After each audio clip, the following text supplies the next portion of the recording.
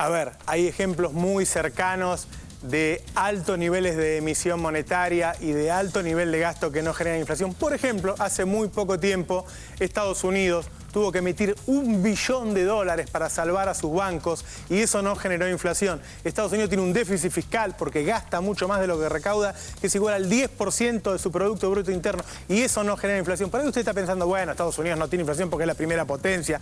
Miren, en los 80 Estados Unidos llegó a tener una inflación altísima. Estados Unidos puede tener inflación también. Lo que pasa es que no es disparada por esas razones.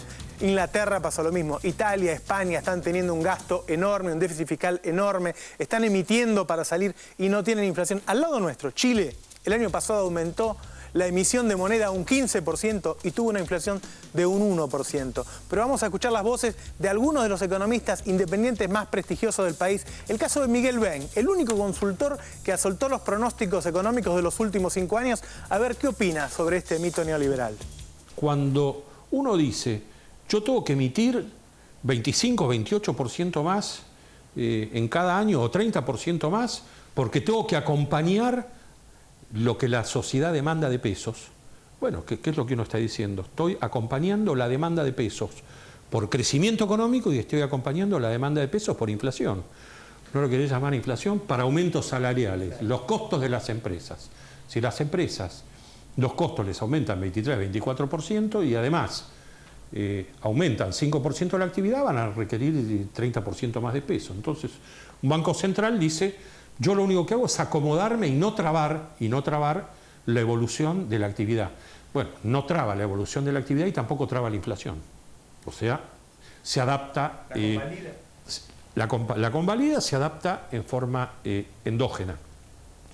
Quienes, por otro lado, dicen, bueno, no, eso no se puede hacer, eso no es lo que hay que hacer, no hay que convalidar monetariamente el aumento de precios, eso significa que de pronto la emisión monetaria tiene que crecer, en vez de 30 o 34%, tiene que crecer 8%.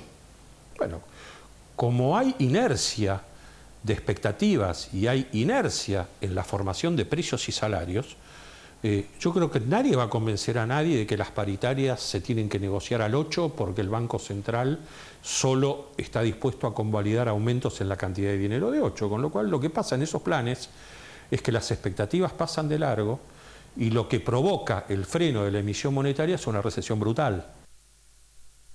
Miguel Ben está diciendo que si no emitiéramos tanto, lo que generaríamos es un ajuste, es decir, una recesión. Pero vamos a escuchar la voz de un académico, ¿sí? Del decano de Economía de la Universidad de San Andrés, ¿sí? Alguien que está afuera del debate público tradicional, a ver qué opina del mismo tema.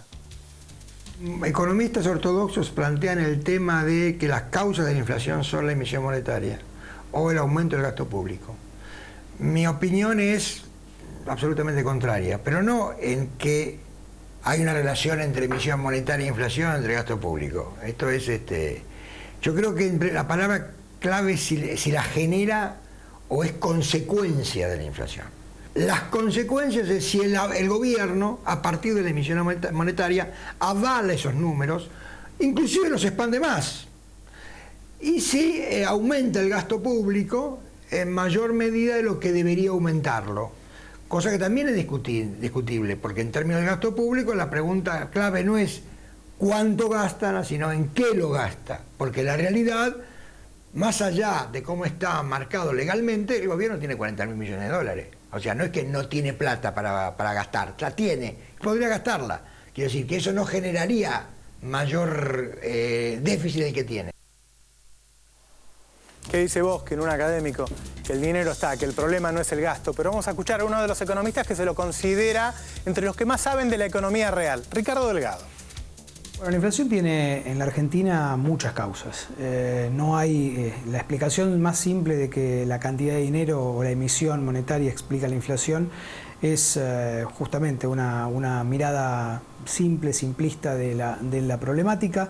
En los últimos años en la Argentina la inflación se explica, a mi juicio, también por un componente importante de expectativas. inflacionarias que a mi juicio explican el aumento de precios de manera bastante clara.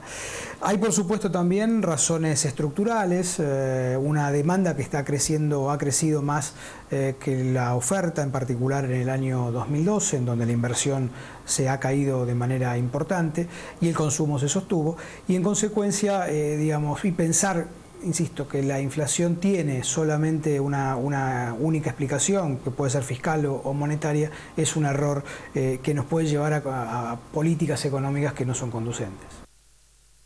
Ninguno de estos mitos se conforman y se difunden por casualidad, ¿sí? Echarle la culpa a la emisión y al gasto es esconder la responsabilidad de los formadores de precios. Querer bajar la emisión y bajar el gasto es querer generar un ajuste que traiga recesión, desocupación y eso baje los salarios. Atrás de cada mito hay un interés y por eso se difunde. Intentamos derribar esos mitos. Vamos a una tanda, volvemos en un minuto.